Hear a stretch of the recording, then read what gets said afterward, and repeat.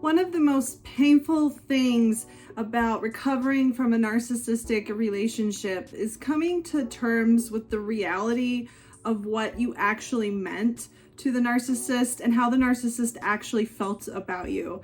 This can be really shocking and extremely hard to accept and hard to understand. We can spend time wondering what we actually meant to the narcissist, how the narcissist actually felt about us, if anything the narcissist said was ever true. Was it really all a lie? Welcome to Looking Behind the Mirror, where we explore narcissism and take our lives back as we make sense out of nonsense. As a quick disclaimer, everything I say is based on my opinions and my personal experiences. I'm not a professional, and if you're really struggling, I encourage you to seek professional help. I am providing links below for you. Narcissistic relationships are extremely difficult to recover from for a lot of different reasons. And one of them is the intense feelings that we can get in narcissistic relationship compared to the feelings that we thought the narcissist had, or the feelings that the narcissist pretends to have. Basically, getting to the end of a relationship and looking back and wondering what any of that actually was. What did we actually experience? What did any of it actually mean? Narcissistic relationships in particular can be very intense. They can create extremely intense emotions that many of us can interpret as love if we don't know any better. And it's perfectly natural to assume that what we're feeling is love if we don't have a very good blueprint for what healthy romantic love actually should feel like. These intense feelings that we interpret as love are created by abusive, toxic patterns of behavior that cause trauma bonding. When we're treated really great one day and we feel on top of the world, and then we're treated like crap the next day and we're told that it's our fault, that we didn't do good enough, that we don't deserve to be treated well, the bond that we start to feel on the good days becomes so intense that we think that that's love. We think that intense high we feel on days where we're just being treated with common decency is some special, magical, irreplaceable kind of bond. And it can create a soulmate type of an illusion with this person. And we can really get caught up in an addictive kind of connection to this person where we feel like we can't even function without them. But none of this is actually love. And I might be going a little off topic here, but what I'm getting at is typically people that are in narcissistic relationships don't just feel a normal kind of connection or a healthy amount of love that you would typically feel in a healthy romantic relationship. We feel an intense, addictive kind of connection, an intense bond that's extremely painful to break. So it's even more painful to look back and realize that we only imagined that the narcissist felt that same intense bond with us. We thought that that was normal love, and we assumed that the narcissist felt the same way about us. And it makes it even more painful to realize that it really was something that we felt, that those feelings weren't really reciprocated, that we were really on our own feeling this intense bond and thinking that this was something really special. These types of relationships can really sweep us away in a relationship in which we're never really able to engage in. I think there's always this feeling that someday we'll have that really meaningful talk with this person, or someday they're going to really understand something we've been trying to explain to them. Or we imagine that they feel these feelings for us, that we're really important to them, that they care about the relationship, and they just have a funny way of showing it. We imagine a lot, we project a lot. But in reality, we're with someone that we really don't know. We're with someone that doesn't know us, and we're with someone that we're never gonna really make a meaningful connection with. But this same relationship also creates the illusion that it's so much more special and so much more meaningful than any other normal relationship out there. The euphoria that we feel, the drug-like high that we get when we're just being treated decently, takes the place, masks, and distracts us from the lack of substance that we actually have in these types of relationships. So is the narcissist consciously lying about the way that they feel about us? Do they understand how we feel, and are they just playing us? Is it all a game to them? I don't want to downplay the gravity and the weight of the devastation that narcissistic behavior causes and how devastating it is to realize that somebody that we loved so much or had such intense feelings for didn't really care about us at all, and certainly didn't value the relationship the same way that we did. I don't want to downplay that, but I want to explain that a narcissist doesn't really have any concept of what you're feeling. Narcissists are manipulative.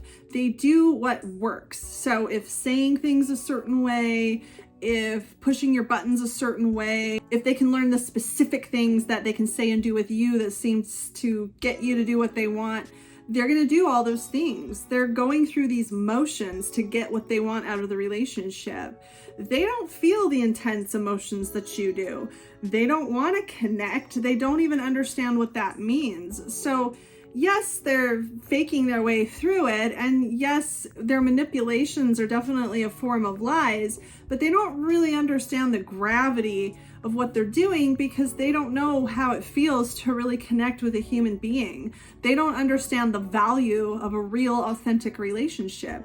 And they wouldn't care if they did, but they really have no concept of how much it hurts you, how devastating it is to human beings to get caught up creating this fake connection that ends up just blowing away in the wind and really revealing itself for the nothingness that it actually is. I think that's part of what's so devastating about this is we were with someone that didn't even understand what we felt, let alone reciprocate those feelings. And we were also with someone that has absolutely no interest in understanding, no interest in what we felt, and no interest in ever learning how to engage in a healthy relationship. So all these lies that they told, these manipulations that they put you through, when a narcissist is manipulating you and telling you how much they love you and love bombing you or making you promises or whatever, it's sort of like if you, assuming that you're not an auto mechanic or some kind of auto expert,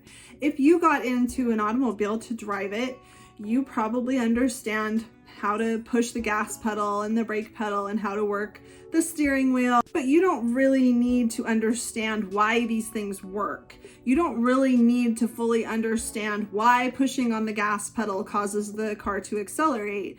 You don't need to understand the details of why pushing on the brake pedal stops the car. You just need to understand the things that you need to do in order to manipulate the automobile into doing what you need it to do. And this is what the narcissist is doing when they're making you promises and love bombing you and telling you that they love you. They don't really understand what they're doing to you. They don't really understand how it affects you. They just know that if they say and do certain things, it gets them what they want. And they don't care what it does to you or how you feel. That's not even something that they even think about. Just like when you push on the gas pedal in a car, you're not thinking about what's happening in the engine. You just know that you're pushing on the gas pedal and you expect the car to move forward. I think another reason that we can feel like our feelings are being reciprocated is because of mirroring, which is another thing that narcissists have learned how to do. Narcissists are kind of going through the motions. They're kind of watching us for cues of how they should talk, what they should do, how they should act, and they mirror us. And if we say things a certain way, or if we respond to certain things that they've said, they learn how to talk, how to kind of copy the things that we do in order to manipulate us. And this can cause us to assume that the person we're with feels the same way about us as we do about them. These kinds of manipulations that they engage in really are more complex than anything they can wrap their head around.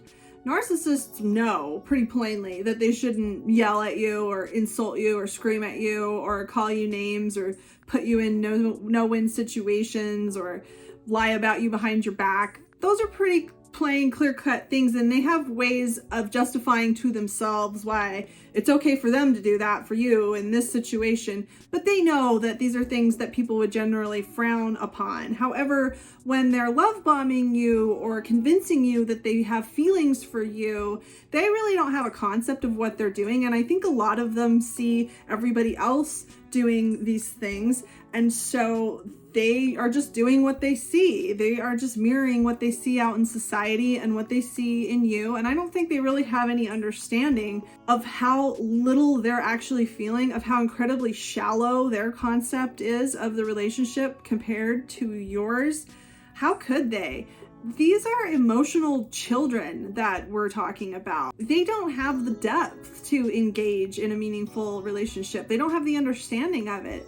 It's kind of like if a 5-year-old says, I love you to you, we really give them a lot of leeway there. We know that that 5-year-old doesn't really fully comprehend and understand what I love you can potentially mean. And we don't expect them to understand that. And we really kind of take I love you with a grain of salt when it's coming from a 5-year-old, because we just understand that 5-year-olds are a little bit shallow until they grow and become a little more mature. It's just that when we're dealing with a grown adult that has the emotional maturity and the emotional understanding of a 5-year-old, and we start to develop romantic feelings for that person, the last thing in the world we would ever suspect is how shallow their understanding of emotions actually is. These lies that they tell, these manipulations that they engage in that keep us strung along, that keep us believing that we mean something to them, are really all that they have. They don't have anything else to give. They don't have anything real to express to you. They can't say I love you and really mean it in a full, deep way, because they're not capable of feeling or understanding any of that. They're playing house in a way with everything that they have. This is all they have to give anyone. They live in a fantasy world where they are the center of the universe. They are the only thing that matters. They are the only person that has any feelings. And of course, their feelings are extremely reactionary, irrational, illogical, and immature. But those feelings are the only thing that exists, and those feelings are the only thing that they have to interpret reality with. They don't have time to worry about how you feel. They don't have time to even wonder about how deep your emotions go for them.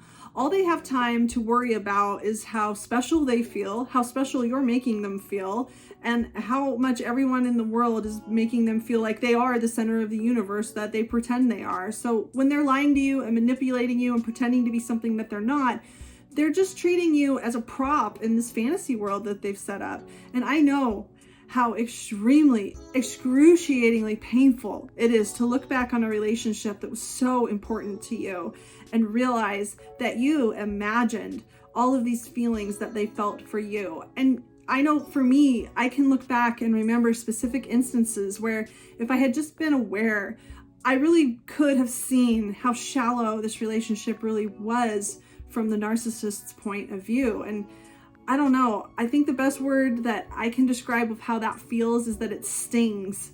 It really, really stings. And it takes a long time to accept that and cope with it and move forward from that kind of pain. But I think it's helpful to understand that narcissists don't have anything more to give. It's not like they're holding anything back from you, because they couldn't have given you any more than they did. And as unfortunate as it is that you happen to cross paths with a narcissist, you are not one of them. You are capable of a deep, meaningful relationship. They are not, and they never will be. As impossible as it is for us to meet the expectations of a pathological narcissist, I think it's helpful to realize that a narcissist never can really meet our expectations either, because narcissists are not capable of the meaningful relationship that we thought we were in. And I just want you to know that as painful as this can be, there is healing, and this will eventually stop being so painful. No matter how long it might take, if you just keep working on yourself and learning self-love and learning what you really deserve, how you really deserve to be treated in a relationship, to truly internalize the belief that you deserve more than just a few days of being treated decently mixed with a few days of being treated like crap. That is not something that you ever needed to pretend was meaningful. That was something that you never needed. That was never anything special, and this certainly wasn't your soulmate. And I also want to say that this relationship did mean something. It wasn't all a lie because it wasn't a lie to you. It was real to you. You were half of this equation. This wasn't all about the narcissist as much as the narcissist would like it to be. You were half of the story, and you were all in, and you were experiencing whatever it was that you were experiencing, and those things mean something. You might have thought that your feelings were shared with someone, but just because your feelings weren't shared in the way you thought they were, doesn't mean that your feelings never happened. It doesn't mean that they don't mean anything. I also think one good thing that we can take from such a terrible experience is to look back at all the ways that we imagined that we were connecting with somebody, and to learn what it really feels like to truly connect with someone that actually cares about us, that actually takes the time to talk with us instead of just at us. Narcissistic relationships can be extremely devastating, extremely painful, and traumatizing, but they can also teach us the worth and the value of real connection and real relationships. And if we're willing to look back on those very painful moments and learn from them, I think that it really can prepare us and open us up to even better relationships than we might have otherwise had, even richer experiences of connecting with human beings that are actually capable of doing so. I hope this helps. If you like this video, give it a thumbs up and comment below any ideas you have for me for future videos. And don't forget to subscribe to my channel if you like this video and would like to see more like it in the future. Until next time, thanks. Bye.